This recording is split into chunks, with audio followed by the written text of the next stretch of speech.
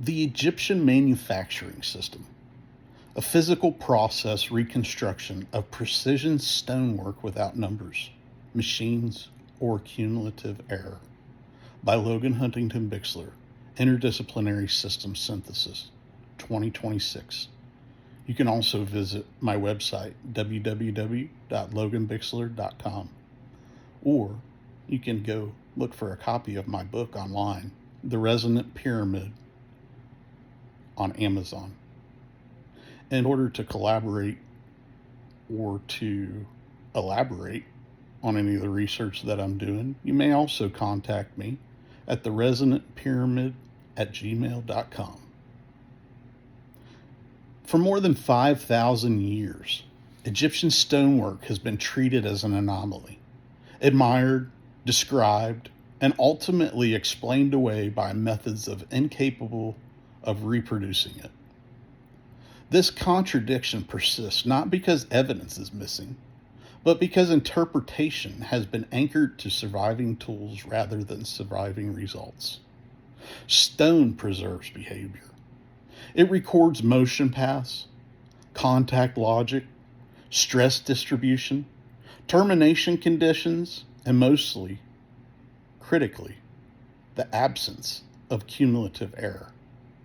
When boreholes remain straight at depth, when joints tighten rather than loosen, when surfaces converge without correction scars, and when the same precision repeats across dynasties and scales, those outcomes impose strict constraints on the systems that could have been produced. This work begins from those constraints. It does not propose lost technology, advanced metallurgy, or isolated brilliance. It reconstructs a coherent, integrated manufacturing system, one that uses gravity instead of force escalation, geometry instead of measurement, material state control instead of cutting aggression, inertia instead of continuous effort, and consumable tooling instead of permanent implements. The Egyptian manufacturing system described here is end-to-end. Quarrying, drilling, cutting, transport, lifting, seating, and finishing are not separate problems solved by different tricks. They are expressions of the same physical logic, operating at different geometries and scales. If a system can produce all observed outcomes without violating material limits or contradicting itself elsewhere, it deserves consideration. If it cannot, it must be discarded regardless of tradition or authority. This book formalizes that system. So in the next, however long it takes me to get through most of these things, I will go over this. And this is an actual index of the next book that I have coming out. But I'm actually going to go through chapter by chapter on each podcast and read these different things, because when I describe one of these things, it's not just, hey, I think this is how it happened. We're going to go through the processes of how it could have actually happened. We're going to go through the physics of it, the science, the reconstructed engineering of it. And then we're going to elaborate on that. And I'm going to keep open communication on my channel with anybody that has ideas. Now, no, I'm not looking for people to come back and go, it was aliens. No, I'm not looking for people to come back and go, that's not possible. Because I have done the research. I have put over 4,000 hours into doing just research on Egypt. So when somebody talks to me about, oh, you don't know what you're talking about. No, I've not been there. But I have watched in-depth videos, seen the actual artifacts, looked at the research, and I cross many different domains where normally categories are siloed. Academia wants this person to focus on this one aspect or this one tool or this one thing, and nobody ever really gets an overall picture because none of those people ever get together enough to collaborate to have an actual thesis on how it would have happened with all the evidence available. Well, here's the thing. If you give me two parts to any problem, I'll give you the third outcome. So if you give me the problem and the outcome, I can work back from the outcome, figure out the solution, and solve the problem. And if you give me the problem and the solution, obviously that's how normal things go, and that's how things can be figured out. But without any further ado, this is the table of contents for my book. And each one of these things will be discussed more in depth as we go through, but I'll be going through in the order that I specify to you here today. The problem of Egyptian precision. Why existing explanations fail when applied at scale. 2. What stone records and what it erases. Reading motion, force, and termination from finished surfaces. 3. Absolute references without numbers. Plumb, frame, diagonal, and string as invariant controls. 4. Locking geometry before removal. Why boundaries precede cutting in every successful operation. Coring as conditioning, not extraction. Fatigue-based erosion instead of impact fracture. 6. Hydrogel as mechanical state switch. Slip lock behavior, thixotropy, and controlled friction. 7. Abrasive dominance over tool hardness. Why quartz does the work and metal never does. 8. Oscillation and low frequency vibration. How energy is distributed without damage. 9. Serpentines, channels, and self-clearing paths. Why curved geometries outperform straight cuts. 10. The coring, drilling engine defined. Gravity loaded, rope clutched, continuous rotation. 11. Why core drills self-center and do not wander. Gyroscopic stiffening and abrasive averaging. 12. Spiral striations without reversal. Continuous motion recorded in stone. 13. Core to bore diameter offsets explained. Abrasive envelopes and consumable interfaces. 14. Scaling the core drilling system down. Vases, boxes, hinges, sockets, and internal cavities. 15. Scaling the core drilling system up. Block release, quarry plugs, and monolith extraction. 16. Core arrays and release primitives. Turning circular cuts into straight separations. 17. Abrasive rope cutting as linearized coring. Straight cuts, channels, and undercuts without saws. 18. Transport without damage. Water-mediated friction control and sled logic. 19. Cadence, inertia, and human rhythm. Why strength was never the limiting factor. 20. Precision lifting without cranes. Microlifts, cribbing, and counterweighted control. 21. Gravity lock safety and failure prevention. Why catastrophic collapse never appears in the record. 22. Seating under full load. Hydrogel interlayers and pressure-guided convergence. 23. Why joints tighten instead of degrade. Termination states and mechanical deadstone. 24. Internal stonework and blind cavities. Boundary first logic and layer limited removal. 25. Underground facilities as production architectural. Thermal, humidity, and vibration control. 26. The red pyramid as calibration infrastructure. Tool tuning, media conditioning, and residue patterns. 27. Material separation and multi-output flow. Water, fines, slurry, gel, and reuse loops. 28. Vase production as industrial calibration. Why vessels are test instruments, not luxury anomalies. 29. The double helix ingestion method, horizontal circulation and step-indexed ascent. 30. Why nothing remains of ramps or scaffolds. self-dismantling construction logic. 31. Archaeological predictions and falsifiability. What this system must leave behind. 32. The final synthesis. One system, many outputs. Why no additional mechanisms are required. This is a pre-book theoretical disclaimer. This work presents a theoretical reconstruction of ancient Egyptian stone manufacturing based on physical evidence preserved in stone, known material behavior, and mechanically coherent system design.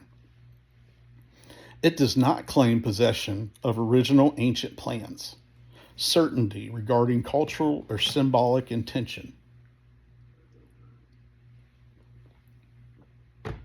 or replacement of established academic disciplines including Egyptology, archaeology, or historical linguistics.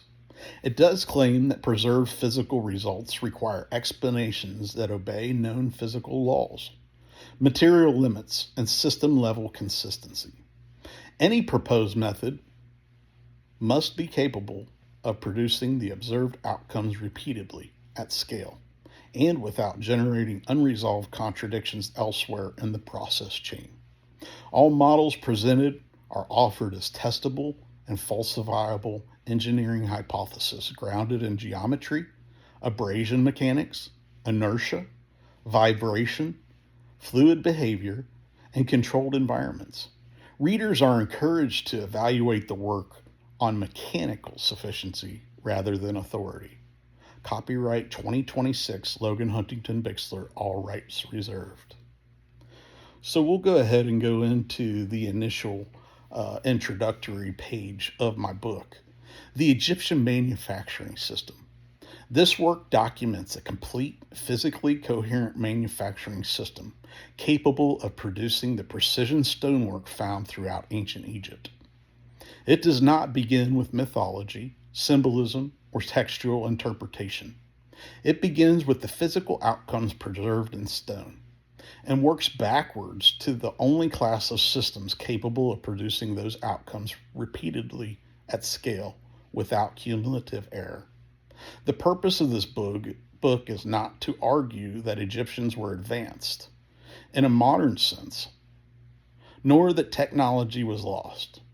Its purpose is to show that the results visible today require a unified manufacturing logic that has never been fully reconstructed as a system. What follows is not a collection of techniques. It is a single integrated process. Why the Egyptian stone precision cannot be produced by hand skill or incremental craft.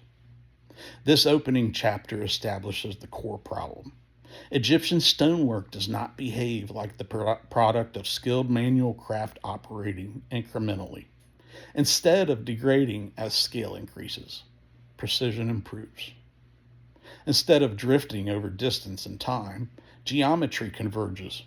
Internal surfaces match external geometry even when inaccessible. Symmetry is preserved in blind operations.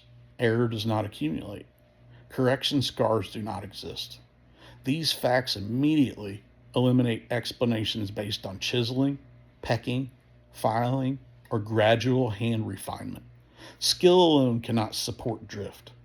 Craft alone cannot eliminate cumulative error.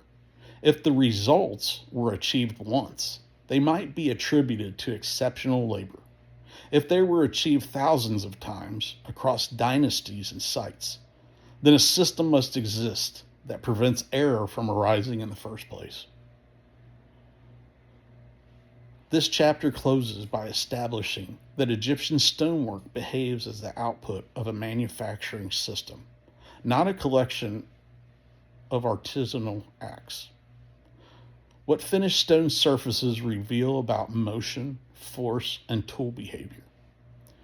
This chapter treats stone as a recording medium.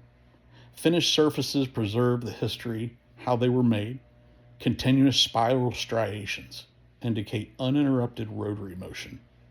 Uniform wall thickness indicates abrasive averaging rather than point cutting. The absence of chatter marks rules out intermittent impact. Smooth transitions at depth indicate constant axial pressure rather than manual force application. Stone is analyzed as evidence of motion paths, force regimes, termination behavior, and tool compliance. The focus is not on what tools were used, but how matter must have moved relative to matter. The conclusion is unavoidable. The cutting system was continuous, self-stabilizing, and governed by geometry and inertia rather than by direct human control. Why measurement, numbers, and gauges were not required and would have been a liability. This chapter reframes precision as a property of convergence rather than measurement. Plumb lines establish absolute vertical everywhere. Paired frames generate perpendiculars and diagonals without calculation. Strings project lines indefinitely without scaling. Water establishes level without reference marks. Measurement systems introduce cumulative error and require recalibration. Geometry suppresses error automatically. Egyptian layouts exhibit properties of geometric self-correction rather than numerical control. Precision emerges at the end of the process, not during setup. The chapter concludes that the numbers were unnecessary because the system did not depend on measurement. It depended on physical invariance. Why precision stonework cannot be reliably performed in open air. This chapter addresses environments as a mechanical variable. Thixotropic slurries, abrasive suspensions, resin systems, and vibration-mediated processes are sensitive to temperature, humidity, airflow, and contamination. Open air conditions introduce variability that cannot be corrected mid-process. The consistency of Egyptian results implies controlled environments with stable thermal mass, limited airflow, vibration containment, and long dwell times. Precision finishing, tool calibration, and media conditioning could not have occurred reliably outdoors. Enclosed stone structures are therefore treated as functional infrastructure rather than ceremonial space. Why abrasion dominates hard stone shaping and impact fails at scale. Here the focus is on material science. Granite, basalt, and diorite are not efficiently shaped by impact without introducing uncontrolled fracture. Abrasion using harder particles, primarily quartz, removes material gradually and predictably. Abrasive envelopes average irregularities rather than amplifying them. Copper appears only as a carrier, driver, or heat spreader. It never functions as a cutting edge against hard stone. This explains both the effectiveness of the work and the absence of metal transfer on finished surfaces. Why a consumable tooling system explains both the results and the missing tools. This chapter resolves the long-standing missing tools problem. Organic shafts decay, fibers shred, resin abrades, copper components are reused or melted, abrasives are replenished. The cutting interface is designed to wear continuously. In this system, the tool is not meant to survive. The stone is the record. The absence of intact tools is not anomalous. It is predicted by the system's logic. The manufacturing system itself. With non-viable explanations eliminated, the book transitions to the systems that satisfy every physical constraint. How thixotropic hydrogel converts force problems into state control problems. This chapter establishes hydrogel as the central control medium. At rest, it locks. Under shear and vibration, it flows. It suppresses chatter, buffers heat, suspends abrasives, and redistributes stress. Motion is permitted only when the system is correctly excited. When excitation stops, the system halts automatically. This converts cutting, transport, seating, and alignment from force-driven problems into state-controlled processes. How rope replaces gears through clutching, inertia, and cadence. Here, rope is treated as a mechanical element, not a primitive substitute. Wrapped helically, never fixed at the ends, it behaves as a clutch, torque regulator, and introduced torque. Alternating tension engages and disengages friction predictably. Inertia carries motion through dead zones. Direction is locked without reversal. Human input becomes timing, not power. How gravity becomes the only pressure source that never overcuts. This chapter shows why gravity is the ideal pressure source. It is not constraint. It is not constant. It is limiting and independent of human variability. It increases automatically with mass and depth. It cannot spike unpredictably. When combined with abrasion and hydrogel, it guarantees termination without overcut. The core drilling system as a primary engine. The gravity-loaded, rope-clutched, rotary core drilling system.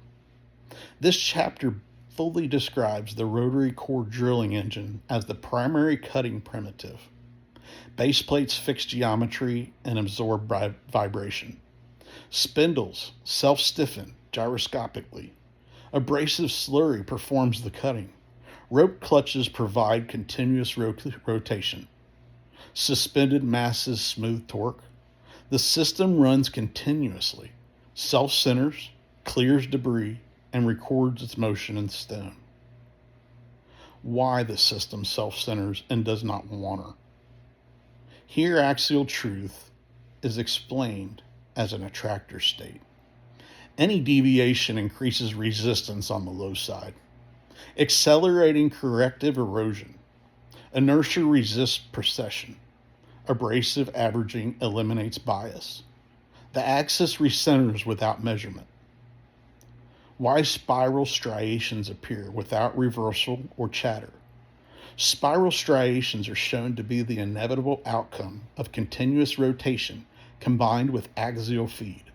Their pitch records feed rate and rotational stability.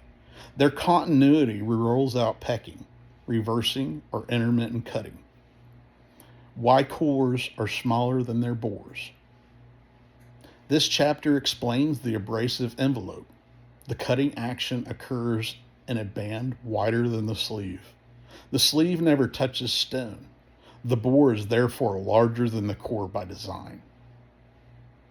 Why drill bits were designed to disappear. The consumable nature of the cutting interface is revisited at scale. Nothing brittle exists at the rim. Worn material sheds continuously. The tool leaves no archaeological trace because it was never meant to.